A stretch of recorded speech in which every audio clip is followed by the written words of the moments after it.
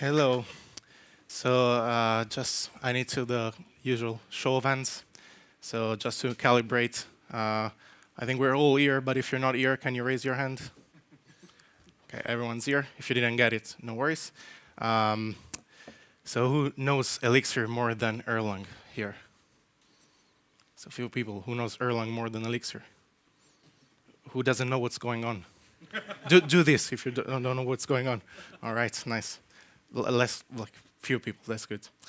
So first of all, I was back home in Italy until a few days ago, and my mom just got this girl, home. So it was so hard to, took the courage to stop cuddling that and come to the conference. So I really appreciate the opportunity, but it was really hard, really hard.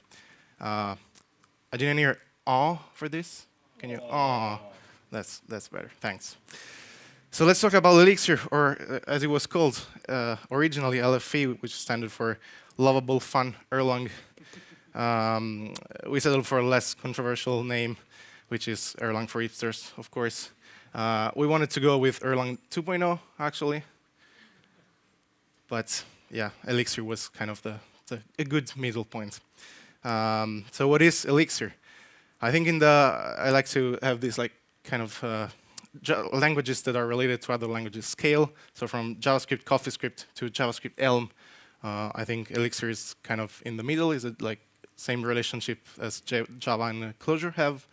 So Clojure compiles to Java bytecode, runs on the JVM, and Elixir is basically kind of the same for Erlang. So it compiles to Erlang bytecode, and you can run it on the Beam. It's not just a transpiler like CoffeeScript, it just compiles to JavaScript source code. It's not completely different paradigm like Elm that just changes everything and compiles to JavaScript. So it's kind of in the middle.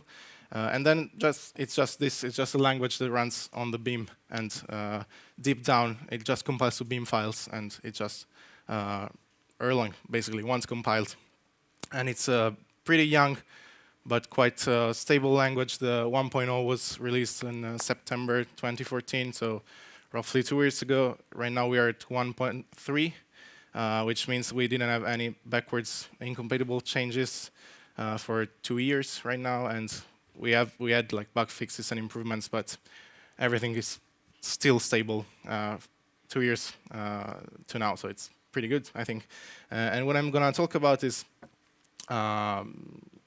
the good stuff that I think Elixir has, the neat stuff that there's in Elixir, the stuff that I think we can improve in Elixir a bit, and then I'm gonna talk about the relationship between Elixir and Erlang. So my name is Andrea. That is my handle on GitHub and Twitter, everything. I work, as Lennart said, at Football Addicts in Gothenburg, which is a company that makes a live score football app.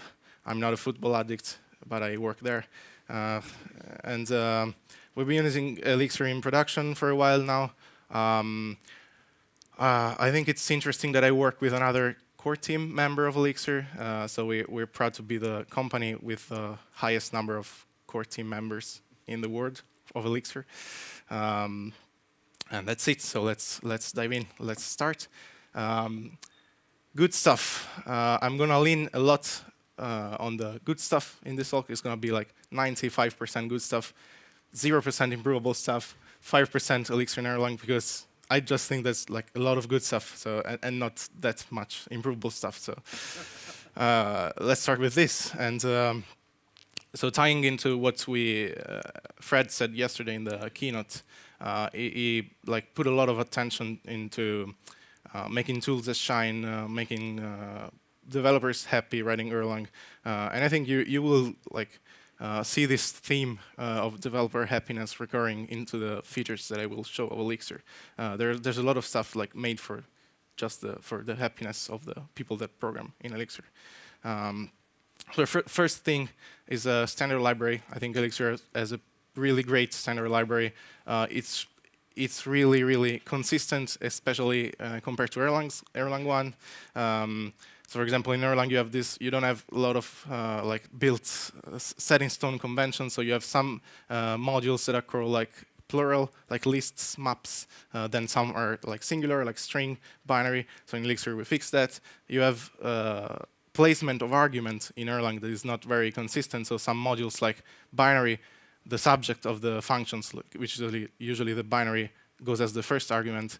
In lists, it goes as the last argument, and it's just weird conventions. And in Elixir, we fix that as well. But this is, I mean, just smaller stuff, but makes me happy at least. And then we have binaries all over the place rather than char lists, which I think is a good design choice. And I see this happening in Erlang libraries as well, like moving away from char lists and going over to binaries. So it has to mean something. We have awesome Unicode support. That's just awesome Unicode support. And streams, I think it's a real nice thing that we have built into the standard library. So let's talk about that a little more. So what are streams? It's they're basically composable and lazy enumerables. So instead of executing computation on an enumerable, so on the whole enumerable, we can just basically, when we compose streams, we just store the computation in the stream and delay it for later until we want to actually execute it. And when we execute it, it's executed one element at a time in the stream, the whole chain of computations that we stored in the stream. So this is easier to see with an example, I think. In this example, we're taking a file, foo.txt. We're just streaming lines out of it, so creating enumerable of lines, a stream of lines out of this file. We can map some function over these lines. We can do other stream operations. We can filter. We can do whatever we want on this stream, on the elements of this stream. We can call map multiple times and map different functions on the elements of the stream. And then, but until we call enum to list, which actually turns the result of this stream into a list, nothing happens, basically. We just store this computation in the stream and not execute them at all. And when we execute them in enum to list, they will be executed one element at a time. So basically, what stream will file.stream will do here, it will yield one line at a time. And then when we're executing this, when the line comes out of the file, then we map the function over the line. Then we can do the other stuff that we do in the stream, like we can filter it out, or we can map other functions over it, and then put it as store it as the first element of the list that enum to list is going to return. And then the next line is going to be fetched. So it's going to be done in a streaming way. If we did this in a kind of eager way, we would read all the file, split it into lines, and that's another list. Map over this, and that's another list. Do other stream stuff, and that's maybe other lists. And then we just end up with a final list. But this time we just build one list with all the lines of the file and operations that we do on them. And this turns out to be really useful in a lot of cases. This is really good use case when you don't want to load a huge file into memory, make a huge list of lines from this file, and just create copies of this list while you operate on it. And I think this is really neat. Next feature.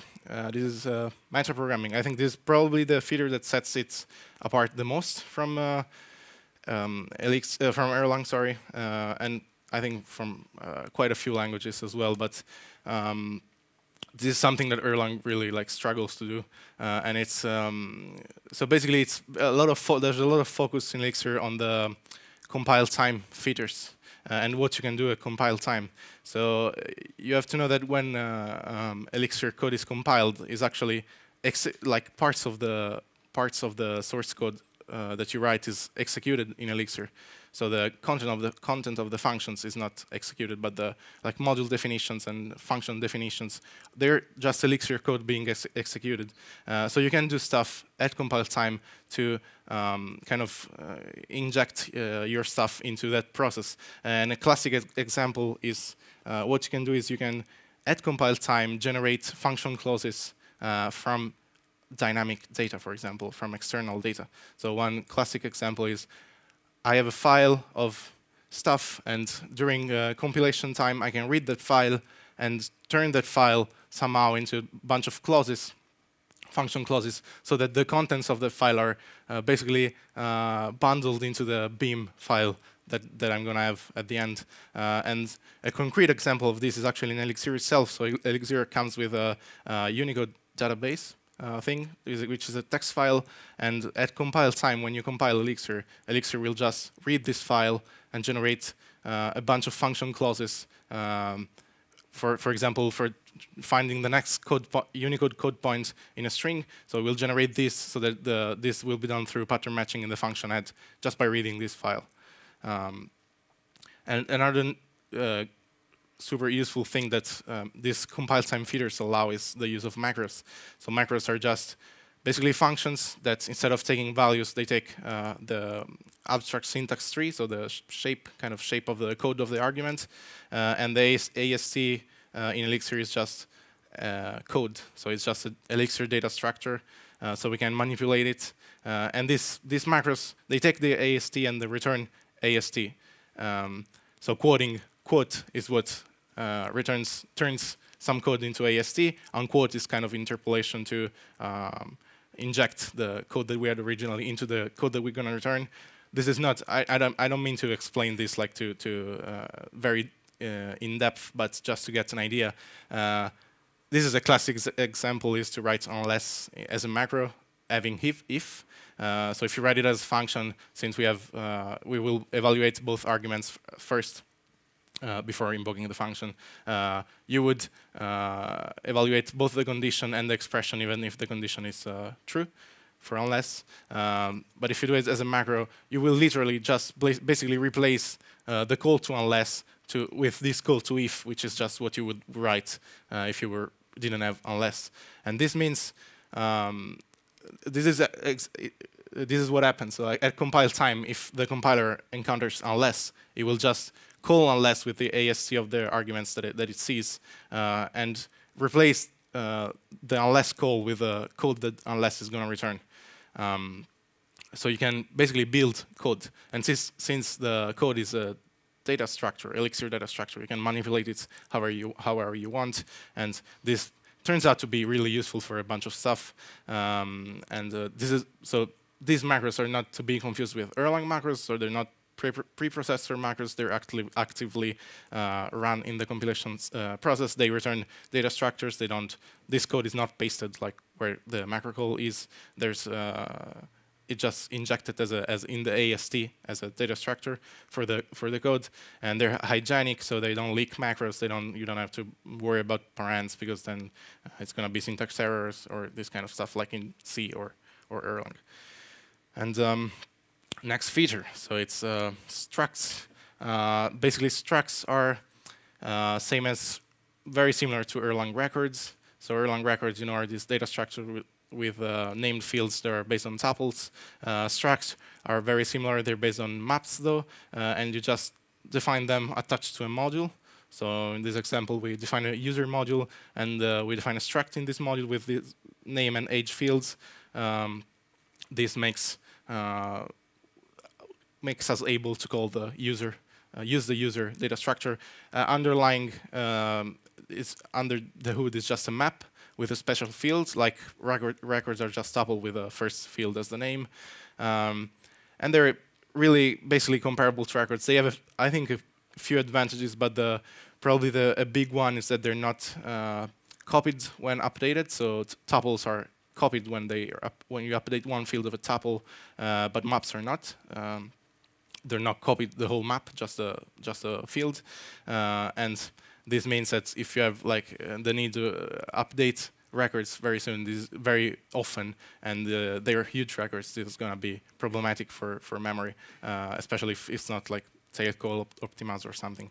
And this is quite a common case because usually records are used as state for gen servers or state machines, and in Elixir, I think it's more common to use structs, and this is one advantage, definitely. And then they're kind of the official data type for Elixir, like kind of records are for Erlang, and this allows us to do other stuff that we'll see later, and then we will see with protocols. So this is another feature, and so protocols are a way to extend, to extend stuff, and so in Erlang the basic extensibility mechanism is behaviors, right? So if I want the user to be able to extend something that I'm doing, I will say them, give me a module that implements this behavior, and I will call it and know that it will implement this interface, and I will be happy that I have this, and be able to extend my code. So the only polymorphism in behaviors is just modules. The module name, actually, because the only thing that I can accept is the module name, and then that module will implement a given interface and will know what to do with its data, but with that interface. But it's just a module. But protocols are they switch the polymorphism on data types instead of modules. So basically, I can say I have a set of I have an interface that operates on a data type. You can implement this module, this protocol for this data type. And for all data types built in and that you create. And this is probably easier to understand with an example. So a classic example is JSON, if you want to do JSON encoding. So in Erlang, what if you want to encode custom encoding rules for your data? The only way you can do this is to have a convention in your library that says, I will encode since tuple is not a meaningful data structure to encode in JSON, you can say, okay, tuples are what I think are special data structures that you can encode as however you want. And the way you tell me how to encode tuples is by having the first element be a module, and that module has to implement a given behavior. And then I will call some function in this module from that behavior, some callback, and then that callback will know how to encode your structure. So this is not very strong, I would say, or stable, because it has to be kind of convention from the library side, right? There's no universal thing that works like this. But with protocols, this becomes super, super easy, because you just define a JSON protocol, which is same as a behavior. It's just a set of callbacks, that an interface that data structures have to implement, basically. And then you implement this module for this protocol for data structures. And then you can just call JSON.encode on anything, and it will call the right implementation of encode for that given thing. It can be done with protocols work. In the example, I say def imp JSON for user, so I'm defining the implementation of the JSON protocol for the user struct, which, as I said, is kind of the data type in Elixir. This is how we distinguish and create custom data types so that we can implement protocols for. But I can do this for built-in data types. I could use list and define this protocol for lists, binaries, I don't know, whatever. And this means that it's really easy to either create a protocol and let other people extend it, or create a data type and extend a protocol that other people implemented. So it's makes things very pluggable. Another really nice feature is the testing framework that we have in Elixir, which is called ExUnit, and it's kind of on the same wavelength as EUnit. I think it has a bunch of more. Oops.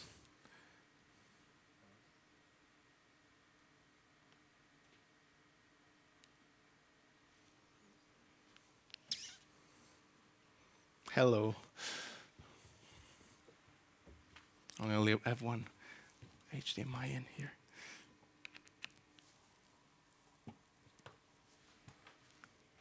No, nothing? No. Some Erlang people are sabotaging this talk, I'm sure. Oh, there it is. All right. ExUnit. I will talk about this anyway. So. This is the testing framework. It's kind of the same wavelength as EUnit in Erlang. I think it has a bunch more features. It's more like a fusion between EUnit and common test.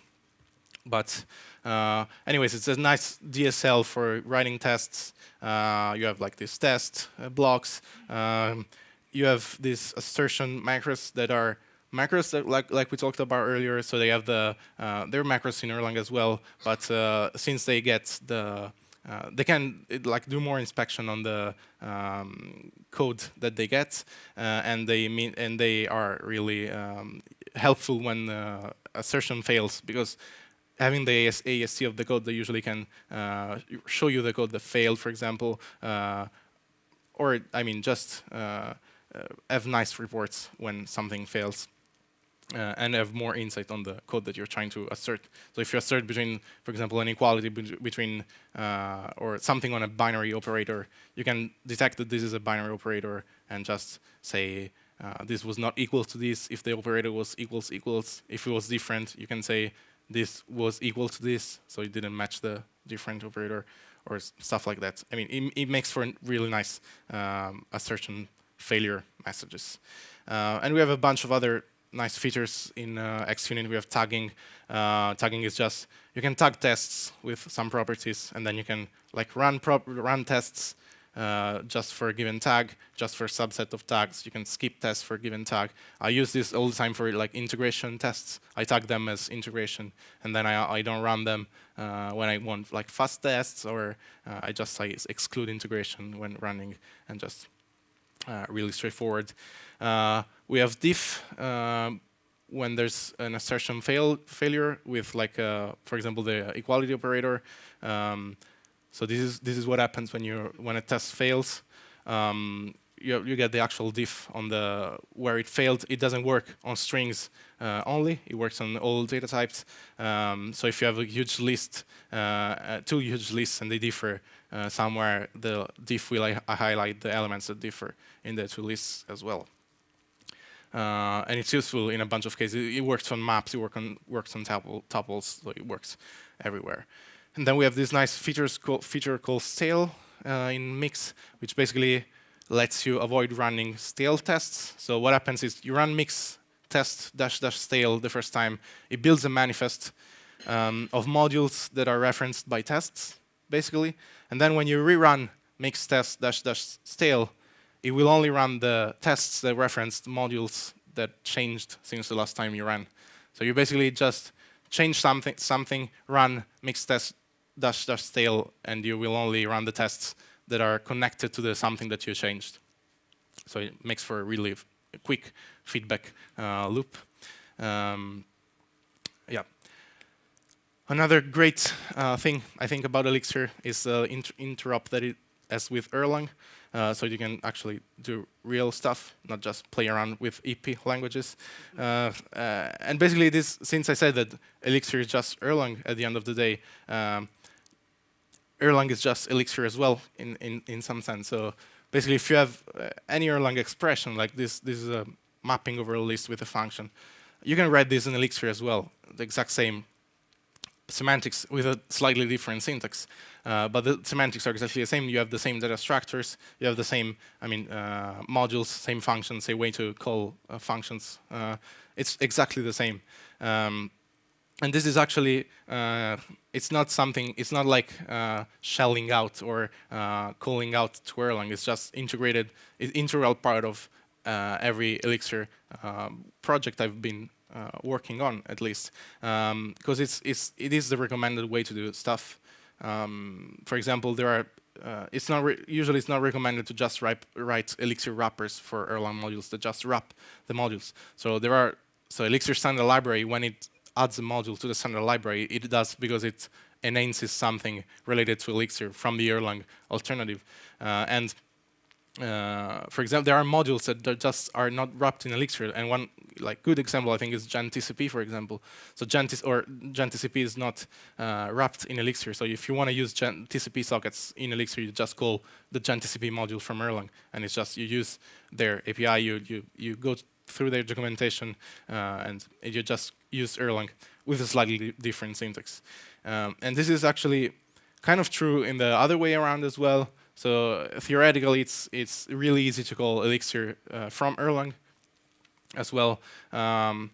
right now it's just a tooling problem, I think. But once you load the old Elixir code in Erlang and you have access to this compiled Elixir code, you can actually just call Elixir from Erlang with a slightly different syntax. So you can see that enum, the module name in Elixir, is actually the atom elixir.enum. But once you have that figured out, you just use Erlang syntax and you can call the same functions defined by Elixir. You can call Elixir code and just get the same result. And as I said, I think this is mostly a tooling problem, but this is definitely possible, and it's done somewhere in like the insides of Elixir. So next great tool is Mix. So this is a kind of the build tool, compilers, dependency management, custom tasks, generators, everything command line tool for Elixir, and it is basically what it does what Rebar 3 does right now, but it's I think it's better integrated than Rebar 3. So Rebar 3 is catching up right now, but Mix is still more polished, I think, than Rebar 3. It is more integrated into Elixir, and it's the right. I think it's the right way for Rebar 3 to be in the future. But yeah, documentation. We have great support for. We have great documentation first, but we have also great support for writing documentation. So we can. We have a tool called xdoc, and that generates documentation, and we store documentation in the code. So you can write documentation in your code, and it will be attached to the code in the. You can retrieve this later programmatically. So it's just code and attached to the code. That's just a string, and then we have this tool called xdoc, which reads this documentation, formats it to nice HTML. And you have like pages of documentation. And this, we have this website Eric mentioned, xdocs, where you can publish this documentation as well for packages. And this works for Erlang as well. You can publish stuff to Erlang as well, and it makes for really nice. It's really nice support for documentation. You can use this for documenting modules, functions, types, and whatever you want. One great thing about Elixir that is not strictly a feature, I think it's the onboarding. This is what I meant when I said that this ties into what Fred said yesterday. We have that we need to kind of care about users more, care about users' happiness more, and onboarding is a really huge part of that, I think. And like onboarding Elixir is kind of I think straightforward. I hope it's a pleasant experience, but and we have like this really great getting started guide, which is like pages of guide to just get set up with Elixir. It becomes it has like super simple part at the beginning, then more complicated parts as long as you grow. We have a lot of resources like books, tutorials, blog posts. We have like a huge list of books just about Elixir. We have like good error messages. This is, I think, just a random thing that I think it's helpful for like new users. And we kind of have the motto that if it's a bad error message, it's a bug, right? Which is not really. I mean, Erlang just settled for bad arg, like whenever it can, and it just kind of says okay. But this like we try to like be more informative when an error happens and. How to find a solution and just have good error messages in general. And another thing that I know it's not a feature, but it's good for Elixir is that like we know libraries, we have the best libraries. We have this was a quote. We have Phoenix, which is like a really nice web framework. It's for doing used a lot for real-time web applications, and it's driving a lot of people to the Beam. I think it is probably one of the most like the thing that drove people the most lately to the Beam. A lot of Rails developers, but still good that we have people. And then we have Nerves, which is a really interesting kind of younger project that is a framework for creating and running Elixir application on embedded devices. So there's a lot of like excitement on that area as well. We have a lot of great libraries like Acta, which is like that database abstraction library, Plug, which is for HTTP stuff, JustStage for kind of reactive programming stuff, and we have a lot of good libraries already, even if the language is quite young. And then the last thing, I think, is the community. We are I think, a really great community. This is why I like went into Elixir in the first place, because it was like friendlier than other places, and just went there. We have a very open and helpful community, and everyone will try to, I think, be helpful if you're a beginner. I've never experienced any kind of bad stuff happening. So this is good. Now to the improvable stuff. So what I think can be improved in Elixir, not a lot, not a lot, but definitely one thing that can be improved is dialyzer. So dialyzer kind of works with Elixir, so it's not good with structs. It kind of gives a lot of false positives with structs. It kind of shows its kind of weaknesses with macros, because they do mess with AST and do weird stuff often. So it's kind of, it could be improved a lot for Elixir. And right now, honestly, I just use it for documentation because I want people to know the type specs of my functions. But I've basically never run mix dialyzer to actually type check the code. So this can definitely be improved. In respect to Erlang, I think property-based testing can be improved as well, because we have a few young property-based testing libraries. We don't have as many as Erlang, as many established ones as Erlang, but mostly we have. I don't think we have a culture of writing property-based tests right now. So people don't even look for these libraries. It's just it's not in the blood of Elixir programmers yet. And then I think the biggest point that we should improve is the way we use Elixir from Erlang, because we're so happy to be able to use Erlang from Elixir, and we do this all the time. And so Erlang gets better, Elixir gets better. Erlang gets a good library, Elixir gets that good library as well for free. And this has been really unidirectional from Erlang to Elixir right now. So we can super easily use Erlang from Elixir, benefit from all the good stuff. But if someone from Erlang wants to benefit from good Elixir stuff, that's going to be a problem right now. And mostly, as I said, a tooling problem, because theoretically it's the same thing. They just compile to Beam, so they should interact basically as the same thing. But right now this is not the case. And of course there are cases where Elixir doesn't make sense to call Elixir from Erlang. And one example is macros, of course. So you can call macros from Elixir in Erlang because the Erlang compiler won't know how to expand the macros. But still, allowing to really easily use Elixir from Erlang, I think this will be the breaking point where we actually can bring the communities, just become the Beam community and not the Erlang community and Elixir community, because we have a lot of great libraries. We have a lot of we have X, so we have everything is already in one shared place. So it would be really awesome if you could just make it possible to use Elixir from Erlang as much as we use Erlang from Elixir. Yeah, and then this is the last point of the talk, which is the relationship that we have right now from Elixir between Elixir and Erlang. So one thing is, so there's the thing about the syntax. A lot of people say that Elixir has better syntax than Erlang. I think syntax is just syntax, so it takes a little time to learn both. Under the hood, there's still the same language, so it's not important. And since in Elixir you call Erlang a lot, you basically have to surf through Erlang documentation. You use the same data types. You know Erlang modules because you have to use them. So basically, learning Elixir you can learn Erlang at the same time. You will learn Erlang at the same time. It's just a matter of writing Erlang in Erlang syntax instead of Elixir syntax at some point. So I don't think syntax is a huge problem, but someone does. But so Elixir is actually just an application, so it's really nothing special at this point. And once compiled, it's just you can see here this is a screenshot from Observer running just Elixir, and you can see kernel application from Erlang. Then you can see Logger. You can see Elixir, just regular apps.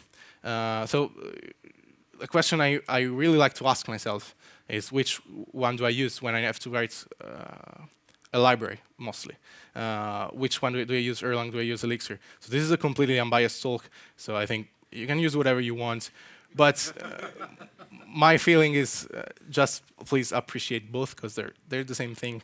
I mean, some communities don't even get one good one good language. So we have two, right?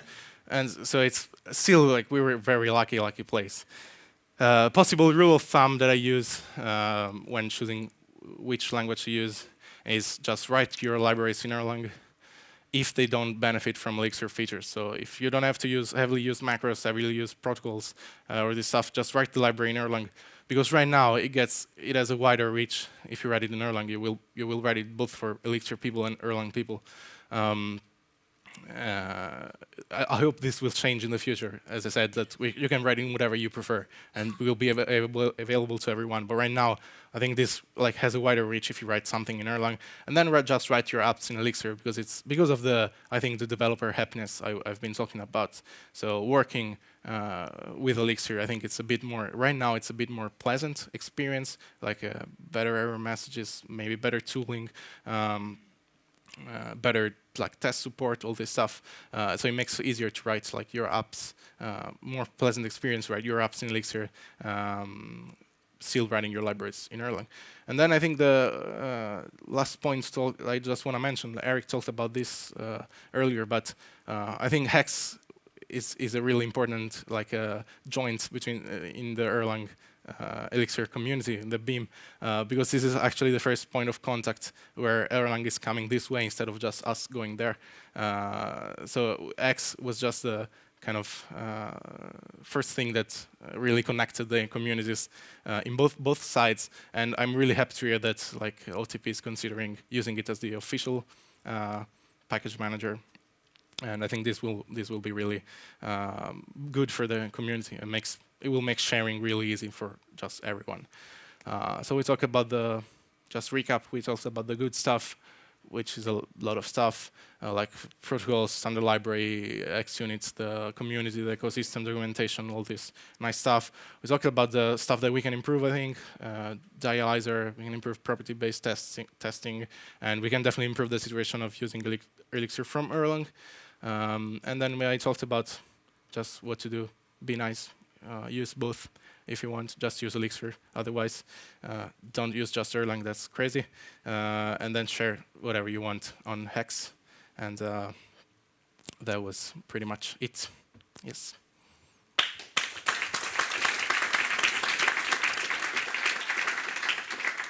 Do we have time for questions? We do. So I'm sure there are. Oh. Yeah, a question regarding protocol implementations. Yep. What happens if there are more than one implementation, for especially for standard data types? For the same data type, there can be more than one implementation. Yeah, which one will win? It's just defining two modules. I think the last one will win, but it's just redefining. When you define a protocol implementation under the hood, you're just defining a module, basically. And then when you dispatch when you call the protocol, it will dispatch to the right module for the given data type. So if you redefine an implementation twice, you're just defining a module twice, basically. It happens the same thing when you define a module twice, same module twice. But imagine I use two libraries which define protocol implementation. So Elixir will not treat it as a conflict. So basically, if you, I think this is approach problem, because if you write either Elixir provides a protocol and you implement this, but if Elixir provides a protocol, it will implement it for all standard data types, right? And basically, anytime you define a protocol, you usually want to implement it for all built-in data types, and you just want to make it extensible for data types that other people create, right? So if two libraries, this would be a problem of two libraries creating the same data type. In that case, just hell happens and everything burns. I see. Thank you. Comforting words. Anyone else?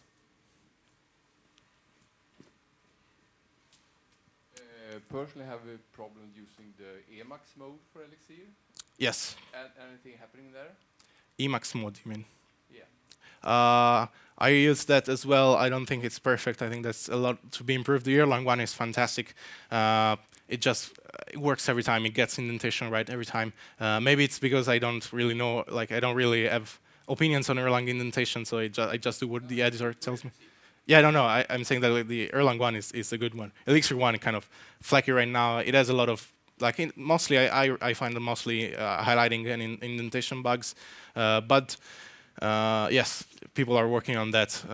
Like definitely, it's just like I think it's a more probably complex syntax than syntax tree than Erlang, so it's kind of harder to get things right, indentation right, highlighting right.